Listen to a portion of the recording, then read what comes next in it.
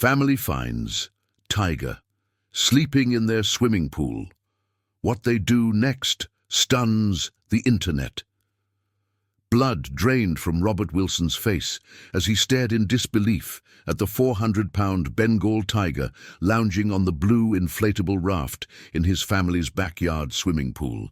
The massive predator's tail lazily swished through the chlorinated water, its amber eyes half closed in apparent contentment as the morning sun warmed its striped coat. Robert stood frozen on his back porch, coffee mug suspended mid-air, his brain struggling to process the impossible scene before him. The quiet suburban neighborhood of Clearwater, Florida, had experienced wildlife encounters before: alligators, coyotes, even the occasional black bear, but never an apex predator from halfway around the world. "Honey, what's taking so long with the coffee?" Sarah called from inside the house, her voice piercing through Robert's shocked stupor. Robert couldn't find words to respond. His knuckles whitened around the mug handle as the tiger shifted position, causing the raft to bob gently in the water. The animal appeared unusually thin, with visible ribs beneath its vibrant orange and black coat. A thin metal chain dangled from its neck, suggesting this wasn't a wild animal that had somehow wandered into their Florida suburb from the Everglades, but someone's exotic pet. "Dad, is everything okay?" 12-year-old Emma appeared beside him, still in her pajamas, clutching her tablet, her sleepy expression instantly transformed to wide-eyed wonder. She gasped, instinctively reaching for her device. "Don't move, Emma." "Don't make any sudden movements," Robert whispered, slowly placing his hand over hers to stop her from raising the tablet. His mind raced through possibilities: who to call, how to keep his family safe. What might happen if the tiger woke fully and realized it was surrounded by unfamiliar territory? The predator's ears twitched at their voices, and Robert felt his heart hammer against his ribcage. He'd read somewhere that tigers could hear a leaf fall in dense forest 100 feet away. Every instinct told him to retreat inside, lock the door, and call emergency services. But something about the animal's condition, its protruding ribs, the chain, the unnatural setting, stirred a different response in him. This wasn't just a dangerous situation, it was a creature in trouble. "Emma," very slowly, "go inside and get your mother. Tell her to call animal control and look up any exotic animal sanctuaries in the area. Don't run, don't slam the door, just move very calmly," Robert instructed, his voice barely audible. Emma nodded, her eyes never leaving the tiger as she backed toward the sliding glass door with deliberate slowness. The moment she disappeared inside, Robert heard the rapid-fire whispers of his daughter explaining the situation to his wife, followed by Sarah's disbelieving exclamation, quickly muffled by what he assumed was Emma's warning hand. Robert remained motionless on the porch, unwilling to leave the tiger unattended but equally unwilling to approach it. The creature's massive paws occasionally twitched in sleep, revealing claws that could disembowel a man with a single swipe. Yet despite the obvious danger, Robert couldn't help but admire the magnificent animal. He had never seen such raw power and beauty up close before. The vibrant orange coat gleaming in the morning sun, the perfect symmetry of the black stripes, the sheer mass of muscle beneath that deceptively soft-looking fur. The distant wail of sirens eventually broke the tense silence. The tiger's eyes snapped fully open, its head rising with sudden alertness. Robert held his breath as the animal's gaze locked with his. In that moment, he didn't see the bloodthirsty predator from nature documentaries, but a confused, possibly frightened creature out of its element. The tiger's ears flattened against its head at the approaching sirens, and it let out a low, rumbling growl that vibrated through the morning air.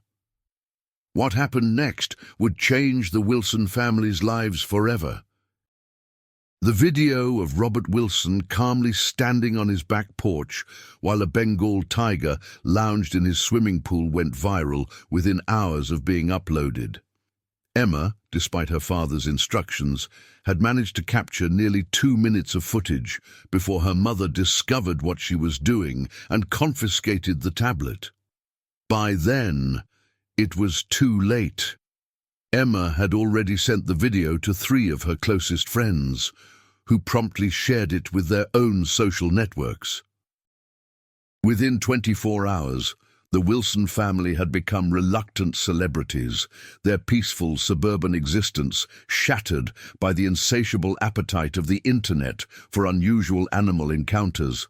"I just don't understand why they keep calling me a tiger whisperer," Robert grumbled, scrolling through yet another news article on his phone. The Florida man sits casually drinking coffee while apex predator uses his pool float. I wasn't calm. I was terrified. Sarah placed a comforting hand on his shoulder as she peered at the screen. The image accompanying the article showed Robert standing rigidly on their back porch, his expression frozen in what online commenters had interpreted as stoic courage, but what he knew had been paralyzing fear. "At least they're not saying you wrestled it or something equally ridiculous," she said, attempting to lighten the mood. "The local news got most of the facts right. And animal control said the publicity might help them locate whoever kept that poor creature in such terrible conditions."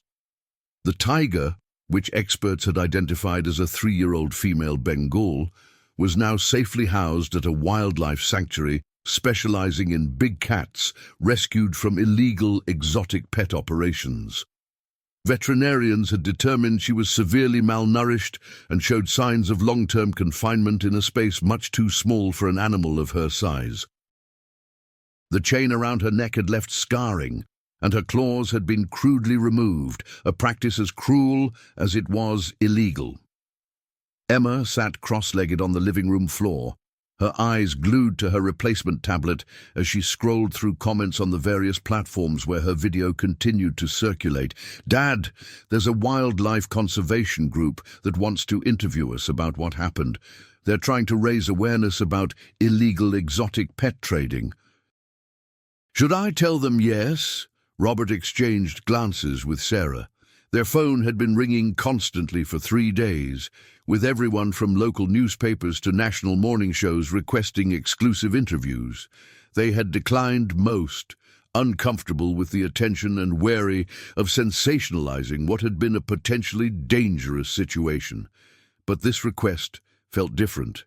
"Maybe this time we say yes," Sarah suggested. "If it helps prevent other animals from being mistreated, something good could come from all this chaos." Robert nodded slowly, remembering the moment when animal control officers had arrived with tranquilizer guns and transport cages. The tiger, now named Sundari by sanctuary staff, had backed away from the pool's edge, growling deep in her throat, sensing the tension in the air. One of the officers had raised his tranquilizer gun, but Robert had impulsively stepped forward. "Wait," he had said. "She's scared, not aggressive. Give her space." The officer had looked at him like he was insane, but something in Robert's tone must have been convincing because they had paused, allowing Robert to slowly retreat into the house. With the immediate perceived threat removed, Sundari had calmed somewhat, making it easier for the experienced team to safely tranquilize her from a distance.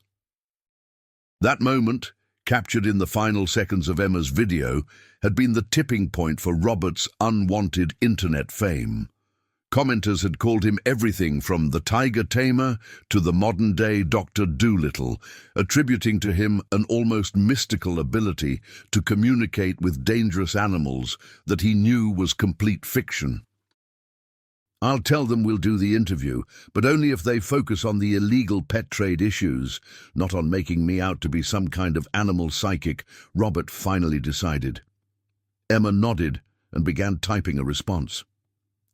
Outside their window, 2 cars slowed as they passed the house, passengers clearly hoping for a glimpse of the tiger family. Sarah sighed and moved to close the blinds, a new habit they'd all developed since their sudden rise to internet fame. "Do you think we could go visit her?" Emma asked suddenly, looking up from her tablet. "Sundari, the sanctuary's website says they allow limited visitors." Robert considered the question. The truth was, he hadn't been able to stop thinking about the tiger. Despite the fear he'd felt, there had been something about those amber eyes that had reached something deep inside him.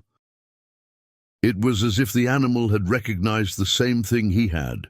Two beings caught in an impossible situation, trying to find the least dangerous way out. "I think that might be a good idea," he said finally. "But first, we need to get through this circus." He gestured toward the window, where yet another car was crawling past their house. Little did Robert know that their connection with Sundari was only beginning, and that the impact of their chance encounter would ripple far beyond their quiet Florida neighborhood. The Big Cat Rescue Sanctuary sprawled across 40 acres of Florida woodland, providing rescued lions, tigers, cougars, and other big cats with environments that mimicked their natural habitats as closely as possible. Robert, Sarah, and Emma followed their guide, a weathered man named Carlos, who had been caring for rescued predators for over 20 years, along a winding path that led deeper into the property. "Now, I should warn you that Sundari might not remember you," Carlos explained, as they approached a large enclosure surrounded by tall fencing. "Big cats don't form attachments the way domestic animals do, and she's still adjusting to her new environment." Emma clutched her father's hand, excitement and nervousness battling across her face. In the 3 weeks since the tiger had appeared in their swimming pool, the Wilson family had made a conscious effort to use their unexpected platform for good. Robert had given the promised interview to the Wildlife Conservation Group, which had led to several more conversations with organizations fighting against exotic animal trafficking. Sarah, a graphic designer, had volunteered her professional skills to create educational materials for a campaign against private ownership of dangerous wild animals. Even Emma had started a fundraiser at her middle school to support rehabilitation efforts for rescued big cats. "She looks so different," Emma whispered as they reached the viewing area. Beyond the safety barrier, Sundari paced along the perimeter of her spacious enclosure. The difference was remarkable. Her coat gleamed with health, her formerly protruding ribs now covered with appropriate muscle mass. She moved with purpose and power, nothing like the lethargic creature they had found floating on a pool raft. "The vet estimates she gained almost 40 pounds since arriving here," Carlos said proudly. "We've been giving her a specialized diet to help her recover from the malnutrition, and as you can see, she has plenty of space to exercise now." Robert watched the tiger's fluid movements, mesmerized by her transformation. Where before he had seen a suffering animal, now he saw the apex predator she was meant to be, powerful, alert, magnificent in her natural behaviors. "Has there been any progress finding who kept her?" Sarah asked, her voice tight with the anger they all felt toward whoever had mistreated the tiger so severely. Carlos's expression darkened. "The investigation is ongoing. Your video helped. Authorities could identify the specific type of chain and some distinctive marks on her coat that matched with reports of an illegal exotic animal operation they've been tracking. But these people are slippery. They move their operations frequently to avoid detection. That's why we wanted to show Emma this place," Robert said, placing a hand on his daughter's shoulder. "To see that even though there are people who do terrible things, there are also people working to make it right." Emma nodded solemnly, her eyes never leaving Sundari. The tiger had stopped pacing and was now looking in their direction, her tail sweeping slowly back and forth. For a moment, Robert could have sworn there was recognition in those amber eyes, but he quickly dismissed the thought as anthropomorphizing. "Your family's video has been invaluable for our educational outreach," Carlos continued as they walked toward a different section of the sanctuary. People are fascinated by your encounter, which gives us an opportunity to teach them about the realities of the exotic pet trade.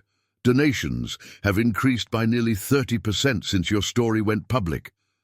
That's wonderful, Sarah said. It's been strange having our privacy invaded like this, but knowing something positive came from it makes it easier to bear. They continued their tour, meeting other rescued big cats with equally heartbreaking backgrounds, a lion from a defunct roadside zoo, a pair of cougars confiscated from a drug dealer's property, leopards rescued from circuses. With each story, Emma grew quieter, her initial excitement replaced by a solemn understanding of the complex issues surrounding these animals.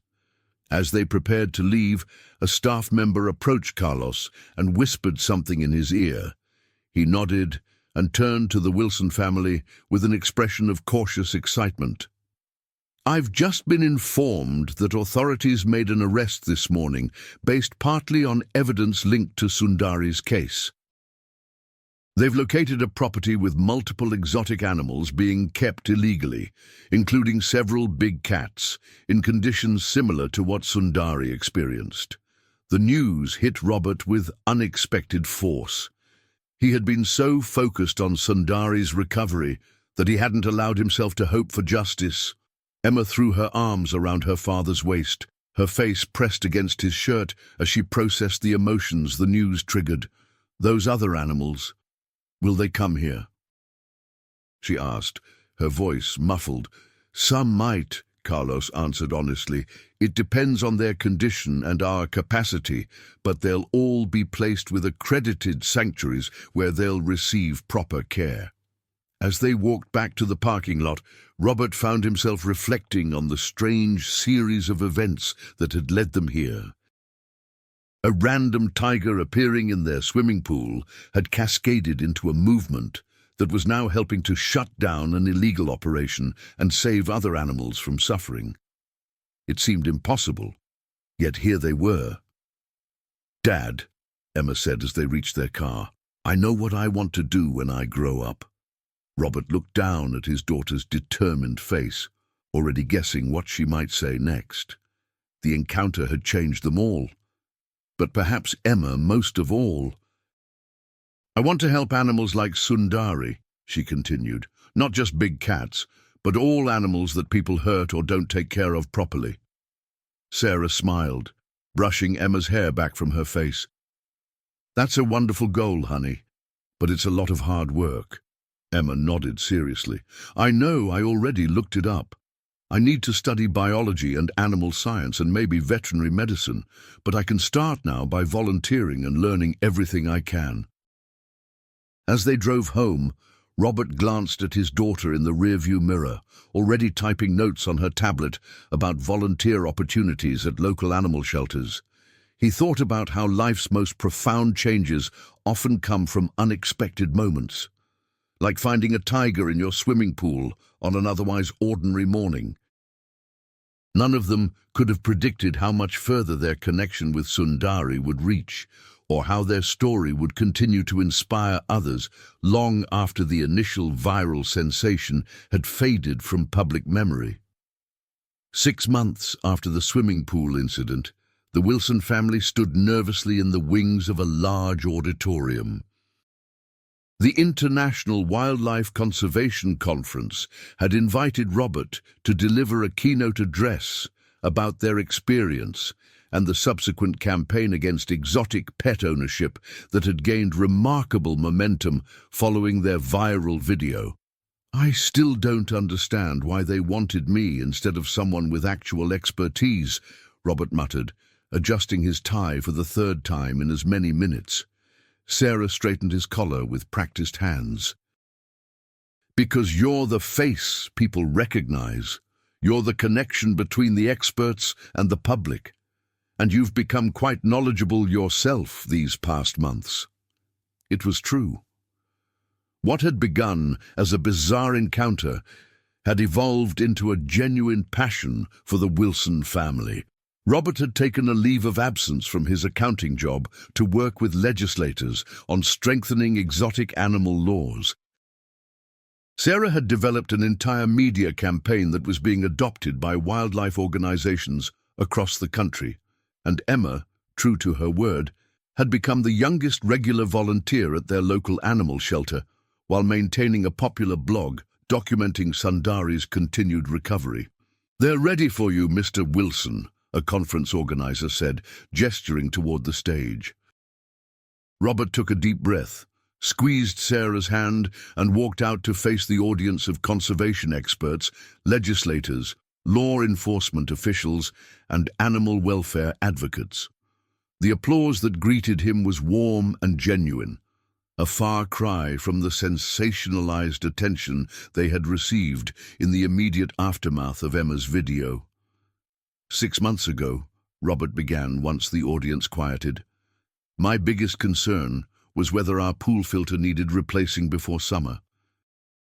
He paused as appreciative laughter rippled through the crowd. Then I walked outside with my morning coffee and found myself staring at a Bengal tiger using my daughter's pool float. As he continued his speech, Robert found himself marveling at how thoroughly their lives had changed. The Tiger family, as they had been dubbed online, had leveraged their unexpected fame to partner with wildlife experts in creating accessible educational content about the dangers of exotic pet ownership. Their story had been featured in a documentary that exposed the underground networks of illegal animal trafficking.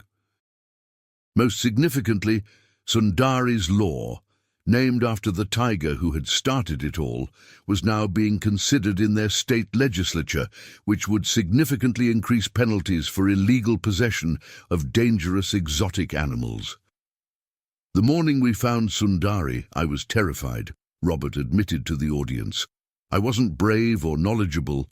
I was a suburban dad facing a situation I was completely unprepared for. But sometimes, the most important moments in our lives come when we least expect them, in forms we could never anticipate. From the side of the stage, Emma watched her father with undisguised pride. At 13, she had already been recognized by her school district for establishing a student advocacy group for animal welfare.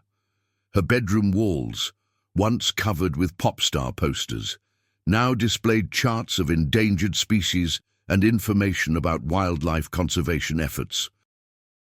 The transformation in her had been as remarkable as Sundari's physical recovery. What began with a viral video has become something much more meaningful, Robert continued. To date, the awareness campaign sparked by our encounter has helped authorities identify 3 separate illegal exotic animal operations. Over 30 big cats, including 12 tigers, have been rescued from deplorable conditions and placed in accredited sanctuaries. The audience broke into applause, and Robert paused, allowing the moment to resonate. He clicked to the next slide in his presentation, which showed a recent photo of Sundari in her sanctuary habitat. Healthy, strong, and living as close to a natural tiger existence as possible in captivity. This is Sundari today. Her name means beautiful in Hindi, and I think you'll agree it fits her perfectly. The sanctuary reports that she continues to thrive, though she will always bear some physical and psychological scars from her mistreatment. As the presentation concluded and Robert fielded questions from the audience, he reflected on the strange twists of fate that had brought them here. The tiger, who had appeared in their backyard, had not only changed their family's trajectory, but had become a symbol for a movement.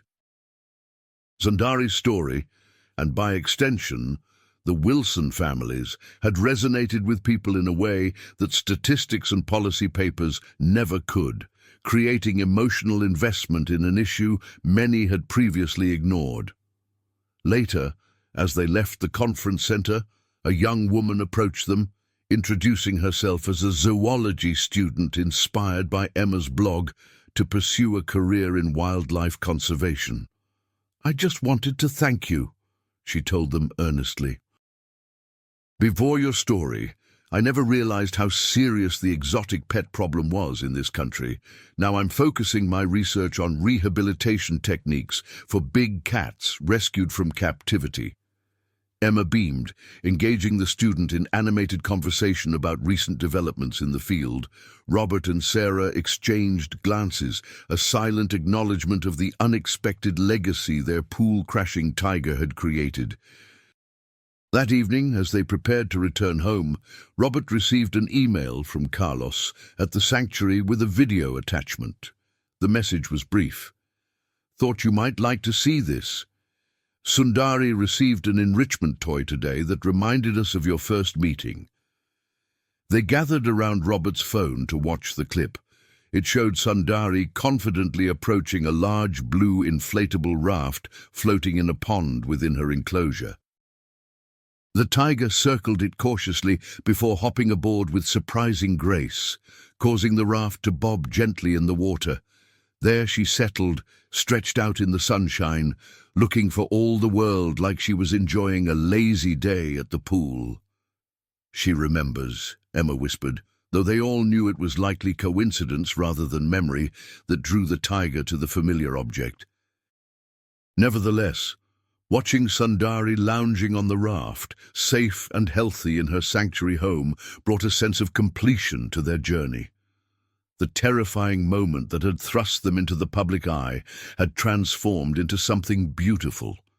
A movement for change, a family's newfound purpose, and a second chance for a magnificent creature who had arrived in their lives in the most unexpected way possible.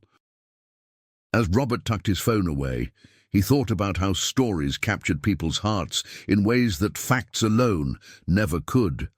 Their family's story, and Sundari's, would continue to inspire others long after the viral video had faded from memory.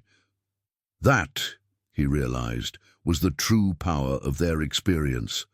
Not 15 minutes of internet fame, but a lasting ripple effect that would benefit countless animals and the people who fought to protect them. The tiger who crashed their ordinary morning had left an extraordinary legacy, one that extended far beyond their backyard swimming pool and into the wider world of wildlife conservation. And for that, despite all the chaos and disruption it had brought into their lives, the Wilson family would be forever grateful.